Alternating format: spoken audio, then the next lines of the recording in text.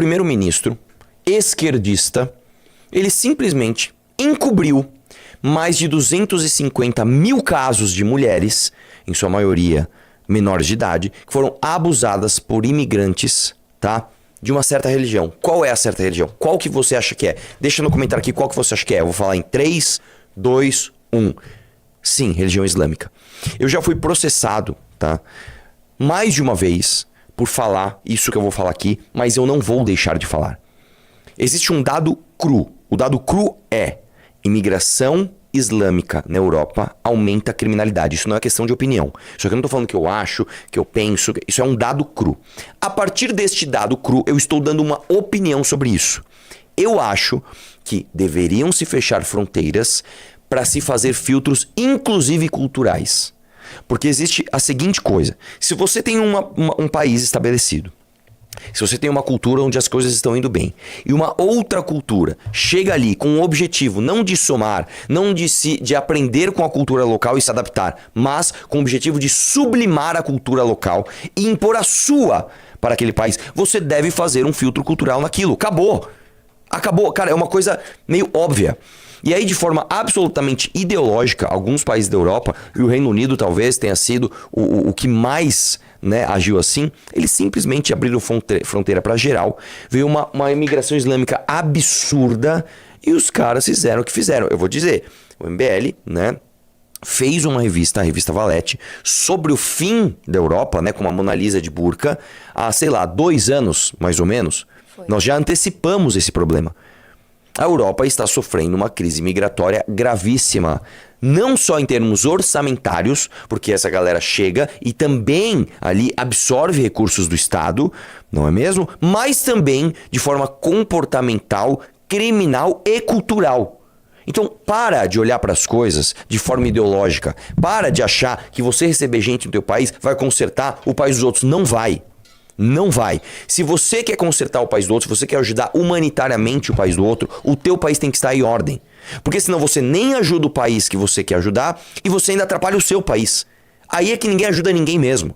Então sou a favor, sim, isso é uma opinião política que eu posso professar. Sou a favor, sim, de fechamento de fronteiras, tá? E filtro cultural para que as pessoas possam entrar no país. É simples, é uma coisa óbvia, não é mesmo? Pelo amor de Deus, cara. Pelo amor de Deus. Vamos lá? Vamos lá. Põe aí. O que é isso aí? Um cara falou assim: Arthur, mas a cultura não é forte? Sim, a cultura é uma coisa fortíssima, cara. A cultura é aquilo que ultrapassa gerações, ultrapassa séculos e vai sendo passado, né, de uma geração para outra, vai sendo passado para frente, vai sobrevivendo ao teste do tempo. No mês de março eu faturei cerca de $4.600, totalizando aí deu um pouquinho mais de R$23 mil apenas com a AdSense do meu canal, postando cortes do MBL. E se você tem interesse em criar seu próprio canal de cortes, ajudar no projeto e ainda poder ganhar com isso, é só clicar no primeiro link da descrição desse vídeo ou então ler o QR Code que tá aparecendo aqui no meio da tela que eu vou te explicar um pouco mais sobre isso. O fato é o seguinte: se você entende que a sua cultura é algo que deve ser preservado, a preservação da sua própria cultura por você próprio é um sinônimo de força. Novamente, um dos clássicos da literatura, Sun Tzu, fala justamente isso. Né? Ele fala ali, falando de guerras, eu não lembro exatamente como ele fala isso, ele fala de castelos ou algo assim, mas se você quer ter um castelo forte, se você quer ter uma fortaleza, se você quer ter um ambiente resiliente, você não pode abrir mão de mecanismos de proteção desse ambiente. O que é completamente diferente de você pegar, por exemplo, o Brasil, que entende a cultura, né, indígena como algo a ser protegido por uma segunda cultura. Então é como se nós, né, que somos outra... A Constituição brasileira, isso não é minha opinião, isso é a Constituição brasileira, ela entende o homem branco ocidental brasileiro como uma outra coisa, uma outra classe de cidadão que não indígena. A Constituição entende o indígena como outra coisa, não como um brasileiro de plenos direitos e deveres. E aí nós, como seres superiores e supremos, né, de acordo com a Constituição, devemos proteger esta cultura inferior chamada cultura indígena. Isso está errado. Isso está errado. Se incorpore, então. Se incorpore e trate os indígenas como brasileiros, que o são, que assim são. Agora, é diferente você tem um país estabelecido como a Inglaterra e fala, não, tudo bem, deixa vir imigração islâmica aqui. O objetivo dos caras, não é minha opinião também, né? Tem diversas palestras dos caras falando, não, a gente quer chegar lá, a gente quer ter mais filho do que os locais e a gente quer dominar tanto numericamente quanto em termos religiosos, em termos institucionais, né? Aquele espaço, aquele lugar, aquelas pessoas, aquela cultura. Não, aí você é muito bobo se vocês pensam, não, tudo bem, vem aí, cola aí. Né? Meu Deus do céu. Vamos lá?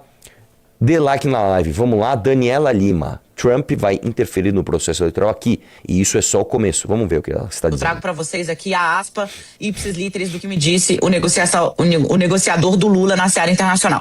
Abro aspas. Ele, Trump, vai tentar interferir no processo eleitoral aqui. E isso é só o começo. Por que ele está tratando desse assunto, né? Porque logo depois de anunciar a ameaça do tarifaço com base no Pix, o Flávio falou, gente, olha aqui, eu que meu irmão tá lá pedindo 24 horas por dia sanções ao Brasil, estou lutando para que o tarifaço não venha. Me inscrevi numa audiência pública. O Brasil, o presidente Lula não está nessa audiência pública, diz o negociador do Lula. O governo já tem um canal direto com os americanos. Desde a ameaça da sobretaxa, foram 2 reuniões bilaterais, com novas a serem realizadas até o dia 15 de julho. A audiência pública, como o Flávio sabe, ele é senador, é para trazer associações civis e entidades privadas para um debate.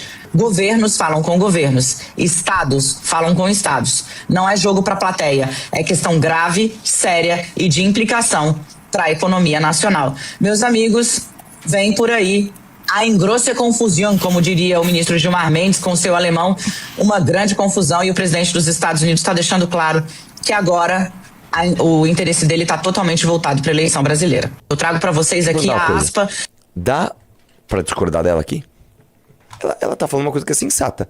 O Eduardo Bolsonaro que tá lá trabalhando por sanção, 24, por sanções e por taxas, né, por tarifas, a 24 horas por dia, agora o irmão vai falar que não. E outra, muito estranho realmente o Flávio ser ouvido e o governo brasileiro não ser ouvido. Muito estranho. O que eu acho é o seguinte, eu não tenho dúvidas de que os Estados Unidos gostariam de interferir, não só nas eleições do Brasil, mas nas eleições de qualquer outro país democrático. A questão é o seguinte, você não tem que ficar dependendo da intenção do Trump. Você não tem que ficar, tomara que o Trump não queira, tomara que o Trump seja bonzinho. Você não pode ficar assim. Você tem que pensar o seguinte, se você tem um país, seu país é soberano, você é que tem que se proteger, é teu papel se proteger.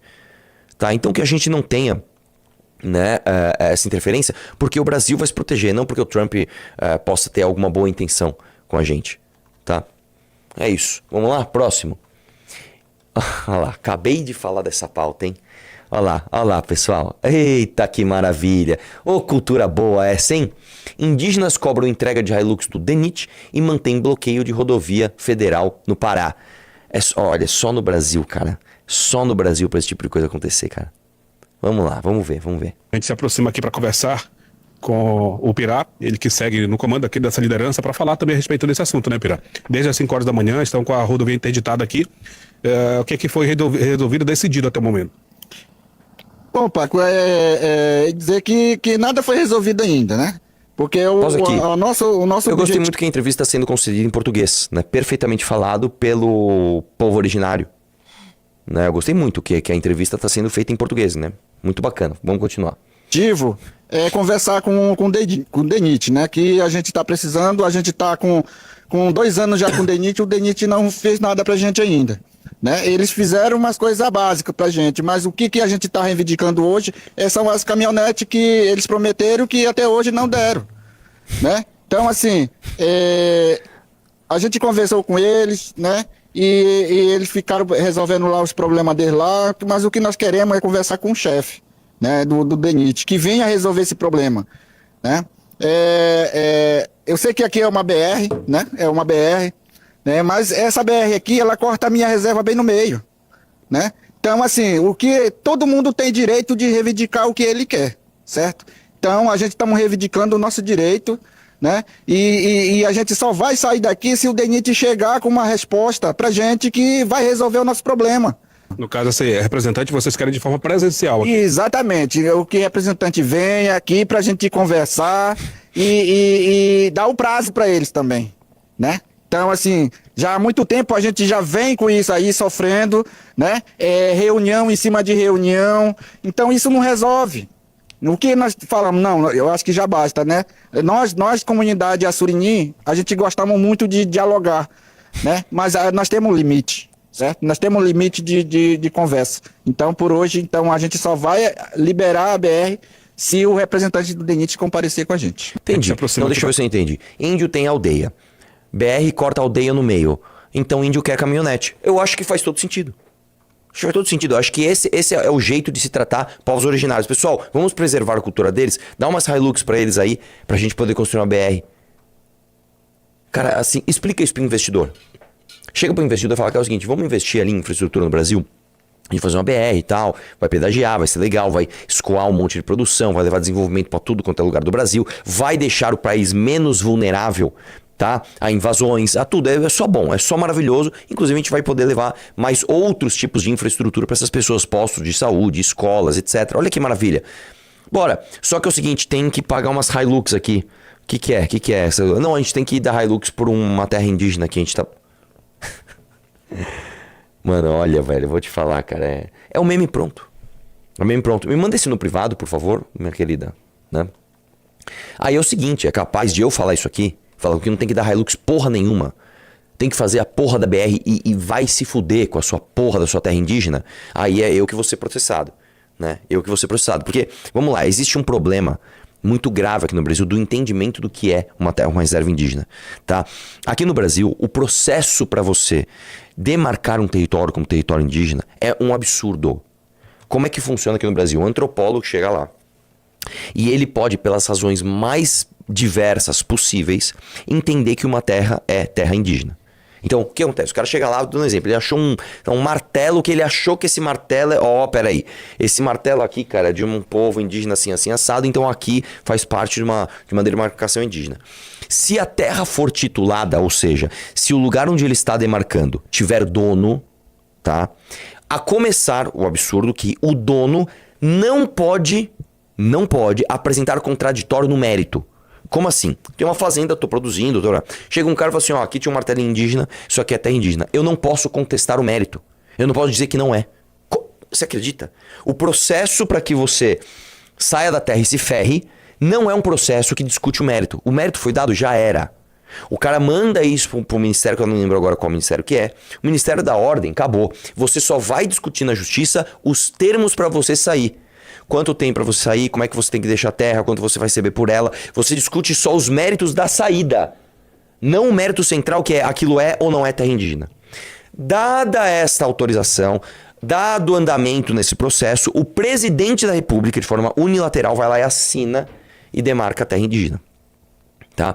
Por isso que, na época do Jair Bolsonaro, tem uma coisa boa e uma coisa ruim. A coisa boa é, o Jair Bolsonaro não assinou, não demarcou nenhuma terra indígena. O que é uma coisa boa. Tá? Coisa ruim, ele não modificou o mecanismo para que o próximo presidente pudesse fazê-lo. Ou seja, o Lula, quando chegou lá, simplesmente saiu demarcando e acabou, velho. Pegou tudo que estava atrasado e saiu demarcando. Entendeu? Por isso que a gente precisa do marco temporal. O que é o marco temporal? Nós vamos estabelecer uma data, e aí você pode discutir a data. É ontem, vai ser amanhã, é Constituição de 88, para dizer o que é território indígena até tal lugar, até essa data, é território indígena. O que não é, não é. Para que você tenha segurança jurídica. Agora, nós vivemos, como não tem marco temporal, não tem porcaria nenhuma, nós vivemos isso aí. O cara quer passar uma BR, não pode passar uma BR, você não pode desenvolver o seu país, porque tem o pajé, cacique, não sei das quantas, falando que quer Hilux, cara. Falando português. Não, eu quero uma Hilux, por favor, 2026, né, com ar-condicionado, tela de LED, por favor. Se puder mandar uns iPhones também, para eu preservar a minha cultura aqui. Eu vou te falar, mano, olha, é demais, né? É demais. Está gostando do conteúdo? Deixe seu like, se inscreva no canal e, se puder, compartilhe com seus amigos. E vamos juntos construir um futuro glorioso.